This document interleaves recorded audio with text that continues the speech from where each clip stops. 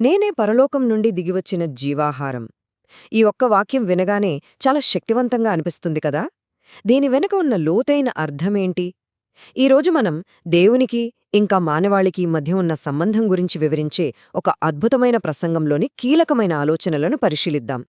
సరే, ఈ మొత్తం విశ్లేషణ ఒక చాలా ప్రాథమికమైన ప్రశ్నతో మొదలవుతుంది. అసలు మనుషులు తమంతట తాముగా దేవుడిని ఎందుకు చేరుకోలేరు? ఈ ప్రశ్నకు సమాధానం దొరికితేనే దేవుడికి ఇంకా మానవాళికి మధ్య ఉన్న ఆ అగాధాన్ని మనం అర్థం చేసుకోగలుగుతాం. ఈ సమస్య నుండి పరిష్కారం వైపు మనం చేసే ఈ ప్రయాణాన్ని ఓ 5 భాగాలుగా చూద్దాం. ఇందులో ప్రతి అడుగు మనల్ని ఒక స్పష్టమైన ముగింపు వైపుకు నడిపిస్తుంది. మొదటగా, ఈ గొప్ప ఆధ్యాత్మిక విభజన వెనుక ఉన్న అసలు కారణమేంటి అంటే, ఈ వేర్పాటుకి మూలం ఎక్కడుందో మనం అర్థం చేసుకోవాలి. సమస్యకు మూలం చూస్తే ఒక ప్రాథమికమైన వైరుధ్యం కనిపిస్తుంది. ఒకవైపు సంపూర్ణంగా పరిశుద్ధుడైన దేవుడు, మరోవైపు చూస్తే పాప స్వభావమున్న మనిషి. ఈ అపారమైన తేడా ఉంది చూశారా? అదే వారి మధ్య దాటడానికి వీల్లేని ఒక పెద్ద అగాధాన్ని సృష్టించింది. దేవుడు నుండి దూరం అవ్వడం వల్ల కలిగిన పరిణామాలు చాలా తీవ్రమైనవి.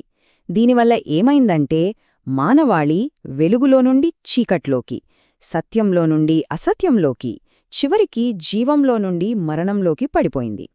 మరి ఇంత పెద్ద అగాధాన్ని పూడ్చడం ఎలా సాధ్యం? మానవాళిని మళ్లీ దేవునితో కలపగలిగే మధ్యవర్తి ఎవరైనా ఉన్నారా? ఇది చాలా పెద్ద ప్రశ్న. చరిత్రలో చూస్తే ప్రవక్తలు, రాజులు, చివరికి దేవదూతలు కూడా ఈ విభజనను సరిచేయలేకపోయారు. ఎంత వెతికినా ఈ సమస్యను పరిష్కరించడానికి ఎవ్వరూ అర్హులుగా కనబడలేదు. పరిస్థితి ఎంత నిస్సహాయంగా ఉందంటే, పరలోకంలోగాని భూమిమీదగాని ఎవరూ ఈ సమస్యను పరిష్కరించేందుకు యోగ్యులుగా కనిపించలేదు. ఇది పూర్తి నిరాశను సూచిస్తోంది కదా. కానీ ఇలాంటి నిస్సహాయ స్థితిలోనే ఒక ఊహించిన పరిష్కారం వస్తుంది. ఈ సమస్యను పరిష్కరించడానికి ఒక ప్రత్యేకమైన సేవకుడు ముందుకొస్తాడు. ఇక్కడే కథ మలుపు తిరుగుతుంది. మానవాళి పడిపోయిందందుకు తండ్రి పడుతున్న దుఃఖాన్ని చూసి కుమారుడు స్వయంగా ఈ కార్యాన్ని చేపట్టడానికి ముందుకొచ్చాడు. అలా వాక్యము శరీరధారిగా మారింది. ఈ దైవిక కార్యం ఒక 4 దశల్లో జరిగిందని చెప్పొచ్చు. మొదట, మానవాళి పట్ల తండ్రి దుఃఖం. తర్వాత కుమారుణ్ణి సంకల్పం. ఆ పైన ఆయన మానవ అవతారం తీసుకోవడం. చివరిగా ఆయన దేవునికి మనిషికి మధ్య ఒక పరిపూర్ణమైన మధ్యవర్తిగా నిలవడం. ఆయనలో 2 స్వభావాలు కలిశాయి. ఆయన పూర్తిగా దేవుడు కాబట్టి తండ్రిని చేరుకోగలిగాడు. అదే సమయంలో పూర్తిగా మనిషి కాబట్టి మానవాళి పక్షాన నిలబడగలిగాడు. ఈ ద్వంద్వ స్వభావమే ఆయనను ఒక పరిపూర్ణమైన వారధిగా మార్చింది. అయితే ఆయన భూమిమీదకు రావటం మాత్రమే సరిపోదు.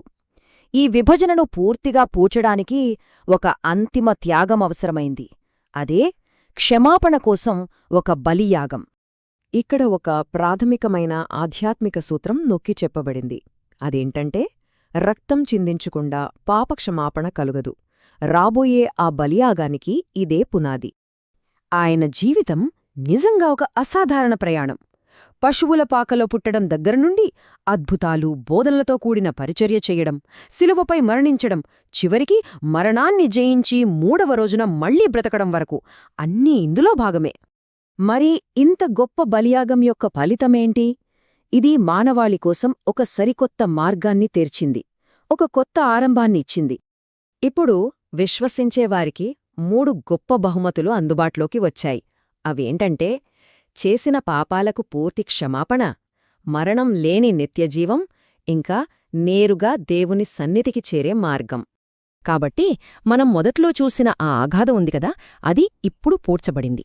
ఈ కొత్త మార్గం ద్వారా మానవులు దేవునితో ఒక శాశ్వతమైన సంబంధాన్ని కలిగి ఉండటం సాధ్యమైంది. చివరిగా మనం మళ్లీ ఈ ప్రసంగం యొక్క కేంద్ర బిందువుకే వస్తాం. పరలోకము నుండి దిగివచ్చిన జీవాహారము నేనే.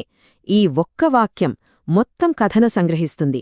ఇది మానవాళికి ఆధ్యాత్మిక పోషణను అందించే ఒక వాగ్దానాన్ని గుర్తుచేస్తుంది.